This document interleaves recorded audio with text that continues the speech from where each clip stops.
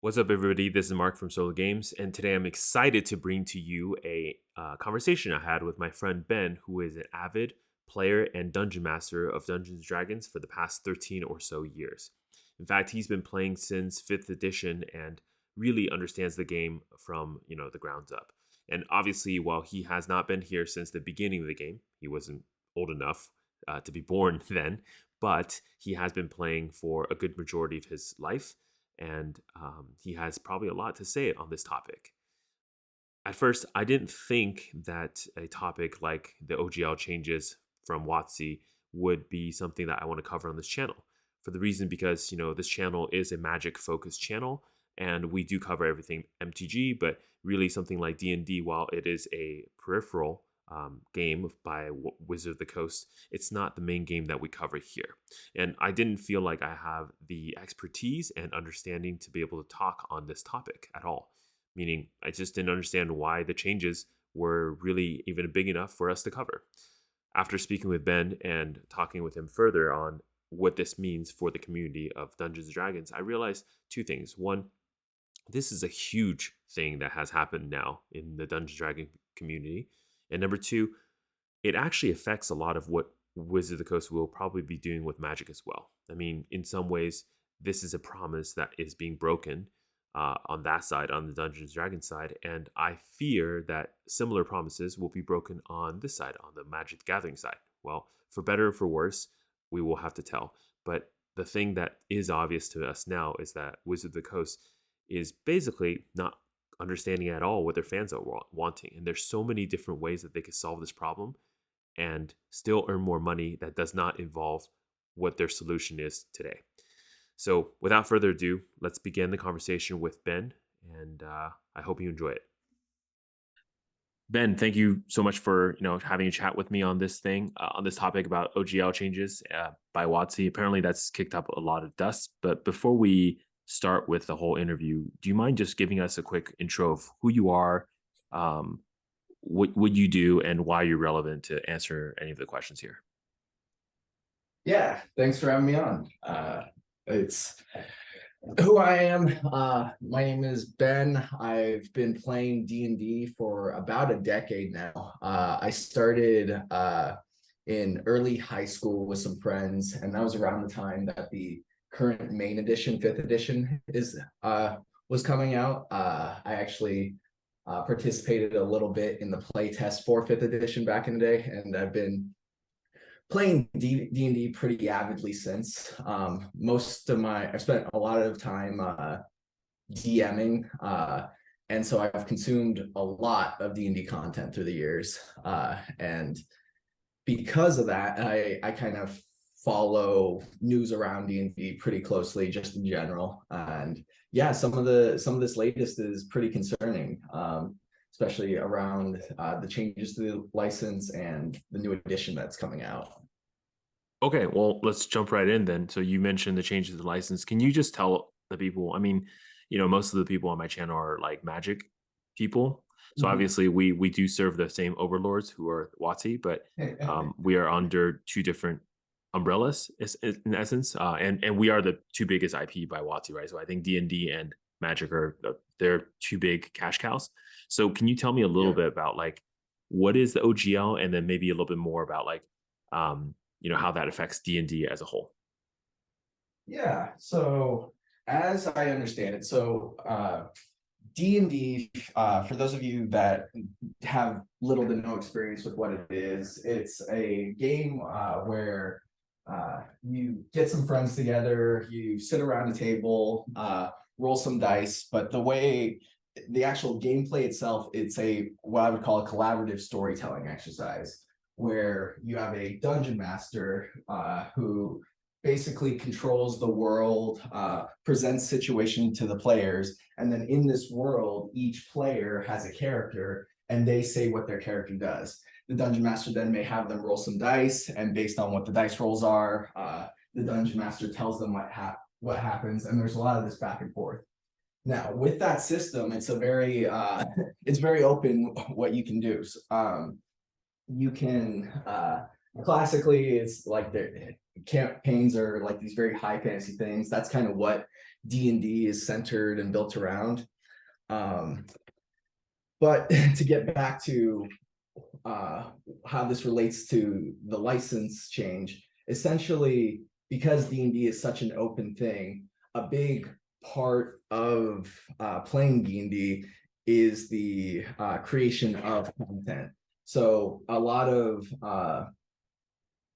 basically what Wizards has provided is a gaming system in which you can plug all sorts of different content into, be it your own or be it something made not someone affiliated with Wizards, but just a third party entirely.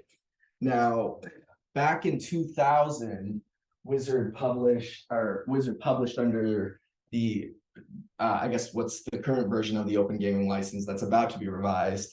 That was basically very friendly to content creators. It allows them to market it and sell it and make profits off of their content creations using the D&D system. Now, coming out in the next couple of weeks is a change to the license where it affects different levels of content creators differently. But essentially, one, Wizards is kind of claiming rights to any content that that is made that uses their systems. And there's a possibility for royalties, especially if you get beyond a certain level of profitability. So, I mean, I think most of your content creators probably won't hit that, but you are expected to register, like any content you make or publish with Wizards, you are expected to inform them, tell them how much you're making, and then if you owe them money, pay them money. And I think this is kind of detrimental to the game in a lot of ways, just because it's going to discourage a lot of people to make content for D&D moving forward. And honestly, there are a lot of other open game systems that I think people would sooner flock to that are, open source or free rather than continue to play with Wizards. Okay, so but before we get to the other systems, you mentioned content creators. Obviously, for so I don't really know what that means specifically to D&D. Can you elaborate on what content creator is for D&D? Is that somebody who's building campaigns, or it's like custom characters? Yeah. What do you mean by that? When I'm saying content creators in this context, I'm referring to a term you'll hear thrown around a lot in D&D content creation are modules. Essentially, it's these adventures that are like usually pretty self-contained, that are built and fleshed out with all the characters, maps, dungeons, descriptions, narrative arcs, that sort of thing. When, like, I would say the majority of like third party content that gets created in D&D are these modules, or sometimes they're just called adventures too. So at a content creator is someone who spends their time building out adventures. It's a mixed bag. No one's really reviewing this content, so some of it's good, some of it's not. But potentially, you could make money creating these modules and then selling them. And there's been a lot of good content that's come from third parties doing that, be it companies or be it other companies or just independent creators. And so just thinking about this for the content creators who may rely on this as part of their income, how bad is it? Like, what percentage of profits is Wizard asking for? And even if it's just like, I think of this as a fee structure, so I'm curious, why would that be such a bad thing? I don't know the details around like percentages. I think one of the kind of bigger barriers is just the requirement of registration of content, if nothing else, and the fact that Wizards could like part of the new open gaming license is they're saying that they have rights to use anything that's published using their system without paying the creators any mind. So it's but from what I was reading, I think unless you're making more than $50,000 doing content creation, which I think is actually kind of rare, like payment income wise, I don't think it affects them that much. It's more kind of the fear that Wizards might steal your stuff, or that maybe they could like start charging, more royalties as they, start money grubbing more and more. Given that, what's the anger from the player base then? So obviously the content creators will might take a hit, but what happens with the player base? Um, with the player base, I would say part of the anger, I mean, part of the anger stems from the fact that they are kind of spitting in the face of content creators, because D&D players like all like their content creators, I guess. Um, in your day-to-day playing of D&D, I would say what's a bigger issue for players moving forward is the new edition that Wizards is trying to publish. So currently we're on 5th edition. They're trying to publish the next edition just called 1 D&D. And after looking at that playtest content, it looks basically the same as 5th edition, just like a couple minor tweaks here and there. Whereas for the most part, other edition rewrites up to this point have been, major changes to the game. But now Wizards is kind of changing the whole way that they're publishing their own content and publishing the game. And it seems like they're actually being pretty lazy as far as, designing the next system. I will admit, like this current system, I think it's the best system that there's been. So there's not much need to change it. But if Wizards can't, like Wizards makes the most money off of, I think, or I should say, they make the most D&D money off of just selling their basic rule books. Well, once everyone has the basic rule book for an edition, there's not as much need or demand for that rule book anymore. It lasts as long as books last, which can be a good while if you take good care of them. So I It think part of is. why they're, go ahead.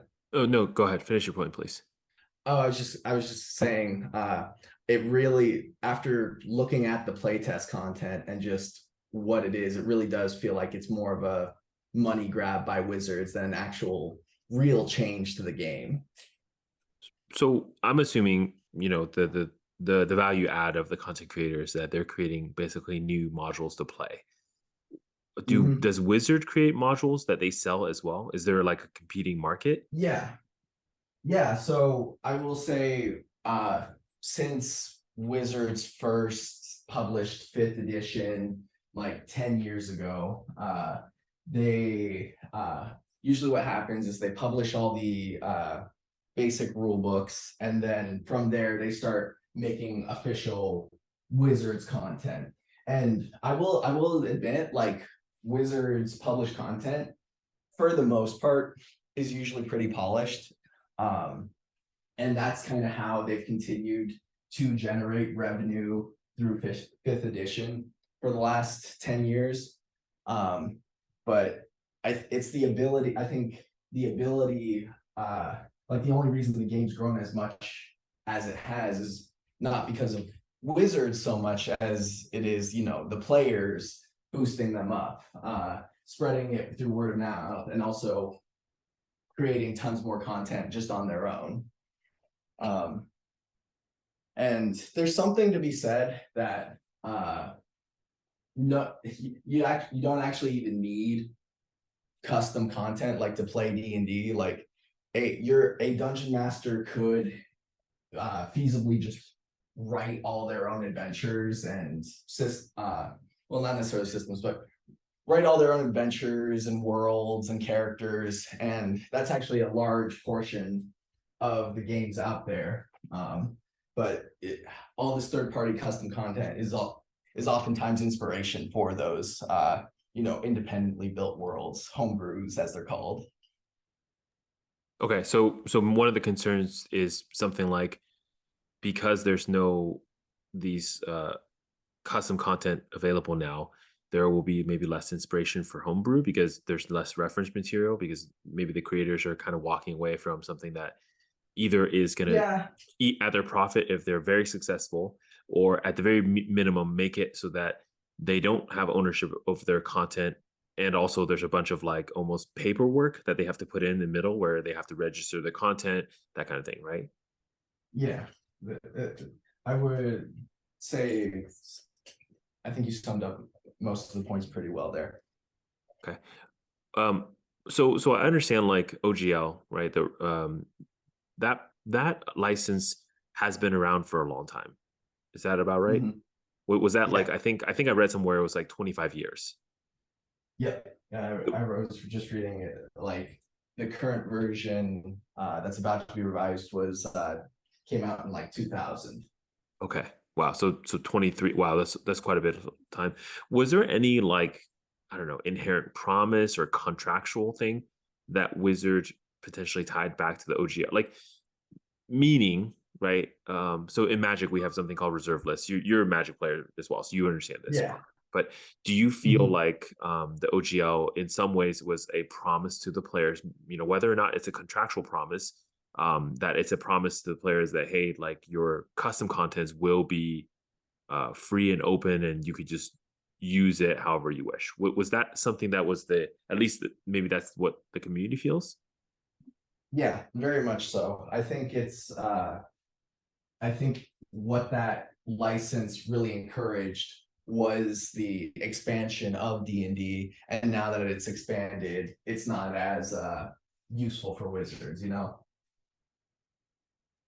Oh, I see. So it's almost like in some ways at the beginning, the license was created because Wizard wanted to have an open system where more people would come to the game. But it's almost like, Would come to the game and build their own content. Yeah, exactly. and now that But they now have the that players. mhm, that's kind of my thinking around it. But to your question, to the spirit of your question, yeah, I think it was kind of a promise. Like this is the way things are. This is how they're going to be moving forward. Mhm, And you just with the latest, I think with the new rule book system, they're somehow trying to figure out how to do a subscription service essentially, mhm. um, rather than you straight up buying rule books, which I am not excited about.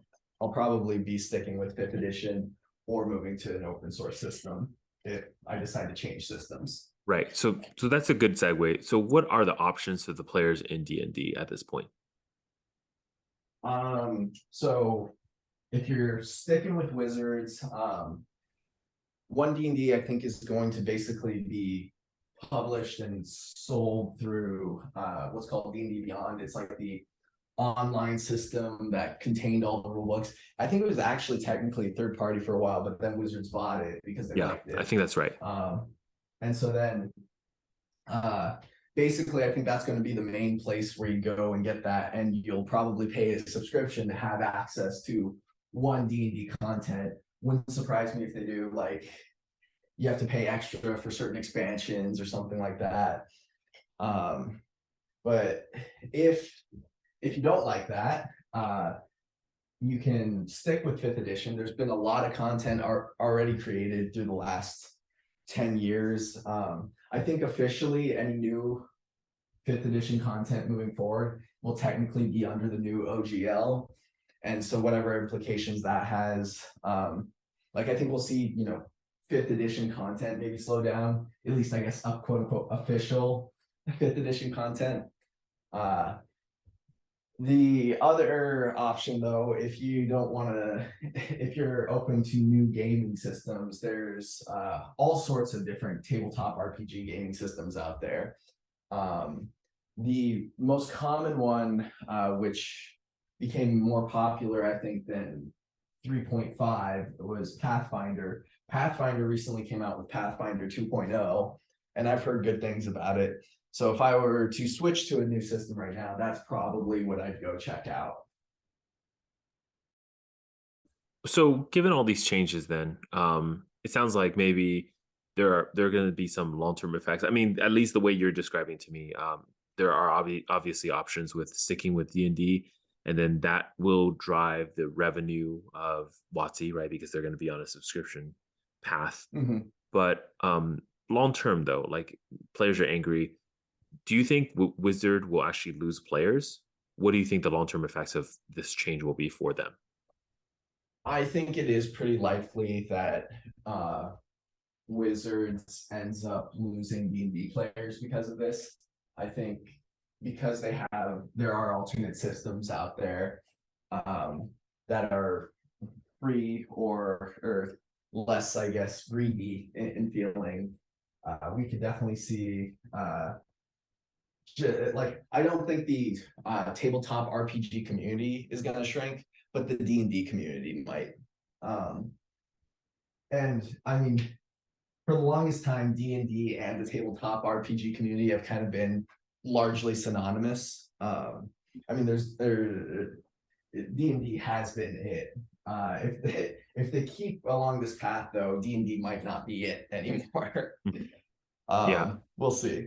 yeah. I mean, I don't know. I think you were around also when Watsi made their fireside chat, and one of the comments I made back then to my viewers was that obviously, Watsi did a bunch of jazz hands with respect to Magic, but they also mentioned pretty heavily in that call that they were going to start heavily monetizing D&D. And I mean, the way that they said it too. Remember, this is a fairly I don't know. It's a fairly like tea party. Everyone's being nice to each other, but even then, the words they were using in that call signaled to me that it was not going to be just a light monetization on D&D, but a heavy, heavy monetization. I mean, they were citing things like, "Oh, we don't think that the D&D player base is being monetized enough." So I think this is one of the things that's probably coming down from that decision, or maybe it was already decided by the time they made that call. It was just not Yeah. announced to the publicly yet. Yep. Exactly. I think these decisions are ruining the spirit of a lot of different things. Yeah. D&D, I think, has largely been like a very open, collaborative thing that like while you can shell out for the wizard products, but you never had to. I don't know. I think the people making those decisions probably don't actually have that good of an understanding of the D&D community. And so I think it's going to have unintended consequences when they make these changes. Okay. So I'm going to ask you a question that may be a little bit uneasy for you to answer, Mhm. but I'm actually kind of curious because this is one of the things I'm exploring as well. But what would you do if you were let's say you were the head of D&D at WotC and you could make all these decisions yourself. Imagine everybody, all the investors, all the people, they don't matter. But imagine also because you represent WotC, you obviously have to make profits. Is there a is there a path that you would take differently, potentially, where it would also drive up profits for D&D, but also make the players happy or at least make them not as angry? Yeah, it's an interesting question. One route I'd be like one option I'd maybe be tempted to do, but it has its problems, is do what Wizards has done for the last God. They picked up D&D in the 90s. So last like 30 years or so. And that's basically create these new editions and make a different D&D game essentially. That's what each new edition has kind of been, is like while the edition is while the game on some level is fundamentally the same, the mechanics that they publish are wildly different.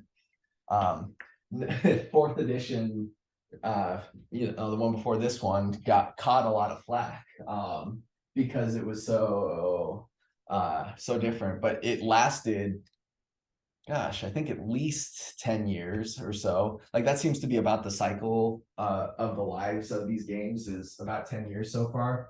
They're looking with one D&D, I think they're kind of looking to make a like an evergreen edition, like uh something that they just kind of update as you go. But again, that there's risks with that. I think fifth edition is really good. I don't know if people would actually, if you'd see a lot of movement from fifth edition to any new edition you'd make. So, but honestly, I think that would feel a lot better than what they're trying to do.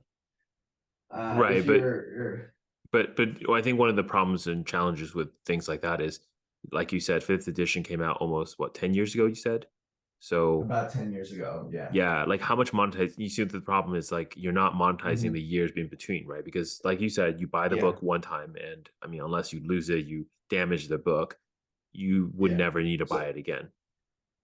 and the way that like because they keep publishing content for that 10 years though, but Mhm. it's module type content, Right. it's campaign settings, it's expansion slash optional rules that you can get, and that's essentially what they've done for the last 30 years, with I think fifth edition being the most successful version of those of the three editions that have come out. Mm. So it's a tough problem for sure. So, it, how do you continue making money through D&D, especially since fifth edition is such a hit? I mean, one, I think you could try just making a new game like you have been, or uh, the thing is, uh, I think as time goes on, like as they publish more module content for an edition, people kind of get bored of it. I don't know if bored is quite the term, but like one of the things that they do between as they go between editions is they just use old content but updated for the new editions. Um, I have a lot of fifth edition books that are just compilations of old modules from old editions, but updated with fifth edition rules. Mhm. Um, so basically, they could keep that cycle going. Maybe this time through it wouldn't have been as successful, but maybe the time after, uh, like the way it went was third edition slash 3.5, because they kind of had a major update, was very popular. Fourth edition was broken, or like was not as popular, just because I guess it felt more like chess. Like it was just very focused on uh like the mechanics aspect more than Mechanics, anything else. numbers, yeah. Yeah, that stuff. Which people didn't like as much. And then fifth edition struck a good balance. Like it made the mechanics of like 3.5 was still a little complicated mechanics wise. It simplified a lot of things, made it well, but it also had a lot in there to emphasize the role playing aspect. What, So what, why do you think, WotC doesn't partner with the content creator better? And so this is what I was thinking, right? As far as monetization goes for this was, mhm, obviously the content creators, a lot of them are great story writers, but not all mhm, of them are going to be great artists. Not all of them know how to, yeah. for example, publish a nice paper manual.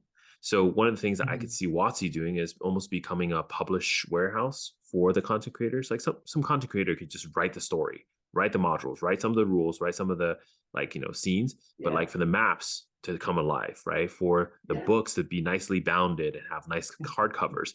WotC could actually do all that work and then just split the profits with the content creators. Like And to me, in some ways, they I mean, if you think about how the YouTube model, that's how it kind of works, right? Like I just make a crappy video. They make sure that everyone watches it. and you know they've actually successfully done that a little bit. So one of the most popular D&D podcasts out there is called Critical Role. Critical Role is probably one of those, I'd almost call it a force of nature. Like it's part of the reason D&D's become so popular over the last 5 to 10 years. Um, and essentially the dungeon master from that podcast, he published one like campaign setting book with some third party content creator. But because D&D was so popular, Wizards actually reached out to Critical Role, and the DM's name's Matt Mercer, and they actually partnered with him for his second campaign book. That one was called Mm. Explorer's Guide to Wildemount, or what?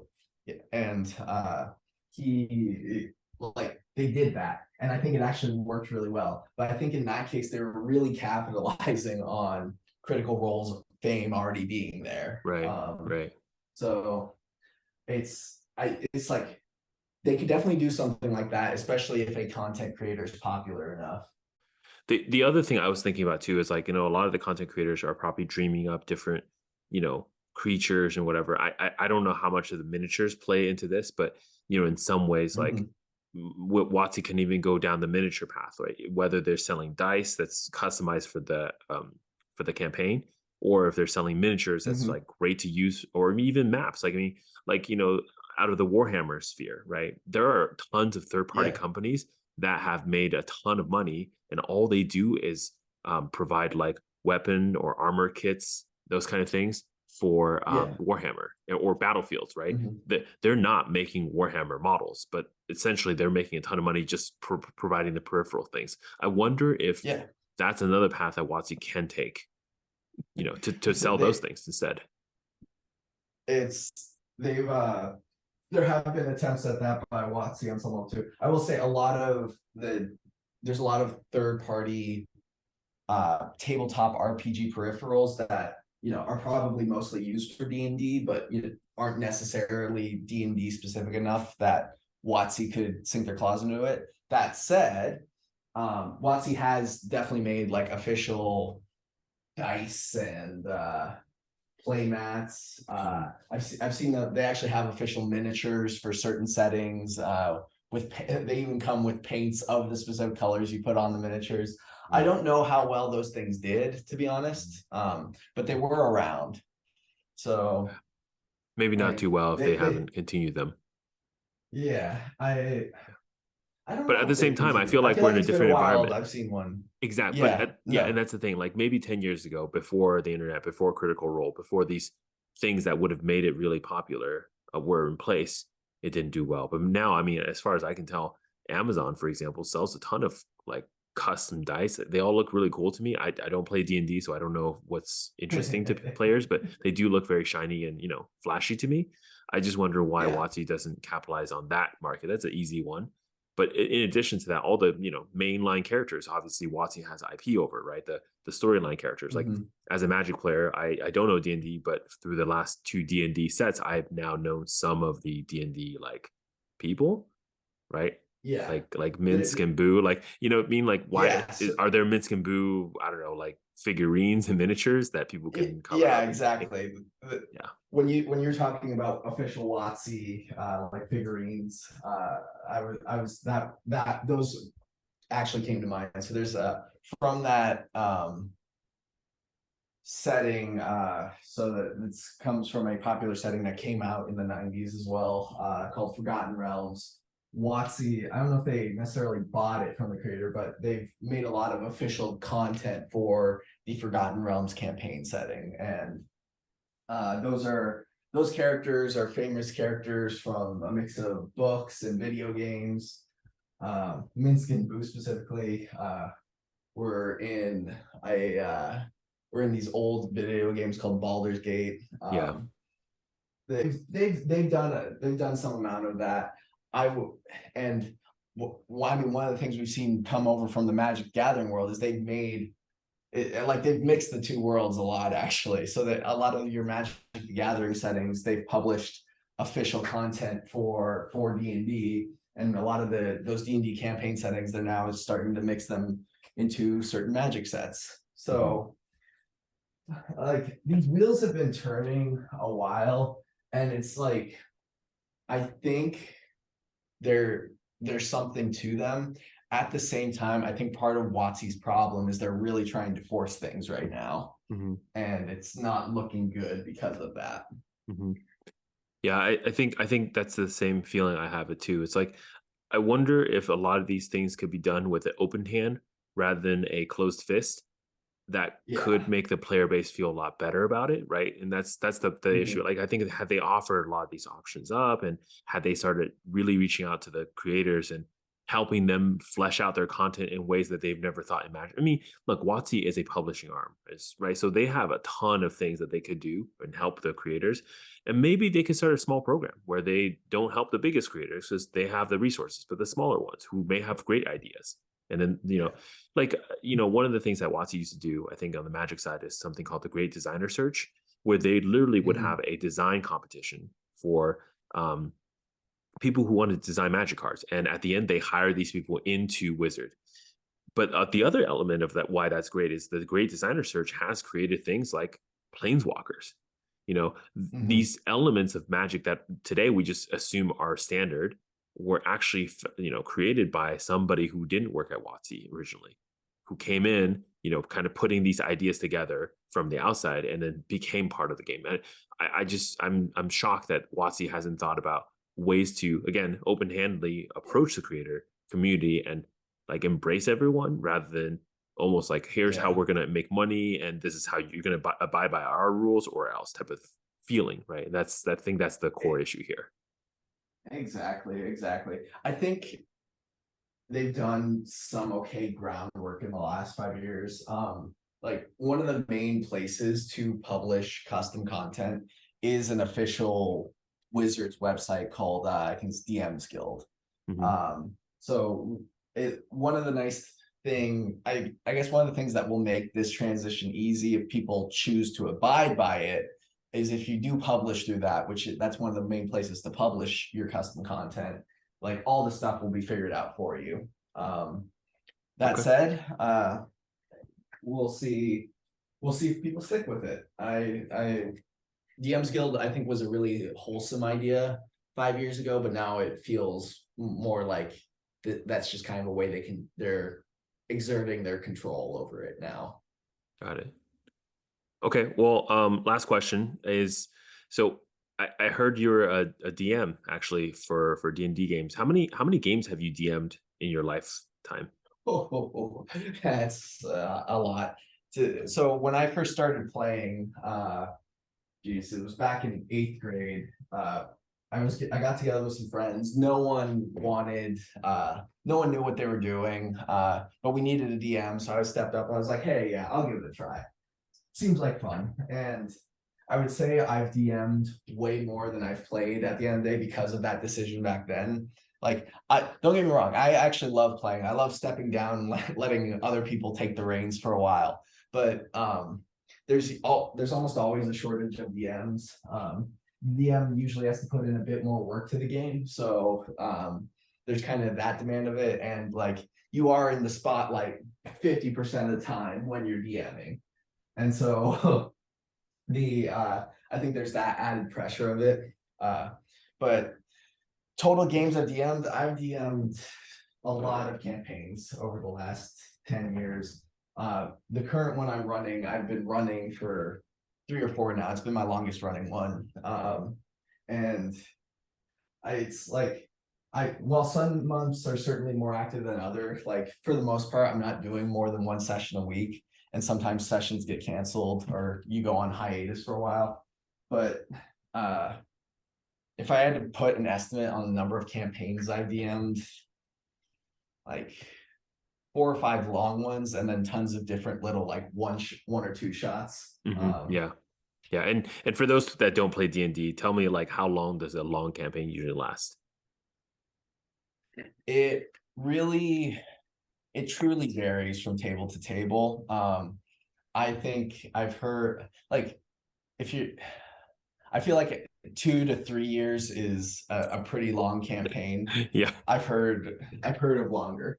Okay. Yeah. And I'm kind of entering that zone. Yeah. I Yeah. mean, just, for the Magic players who are like, oh, my games are 30 minutes, so this is the comparison Well, you're in for well, yeah, here. but it's like you have weekly sessions. Think of a campaign like a show with it has seasons, and then each time you sit down, that's an episode of the Yeah, show. that's true. Cool. Well, Ben, thank you so much for your time. This is helpful. I mean, as a person who doesn't understand D&D, I feel like I learned a lot. So thank you. Yeah, happy to talk. This was fun.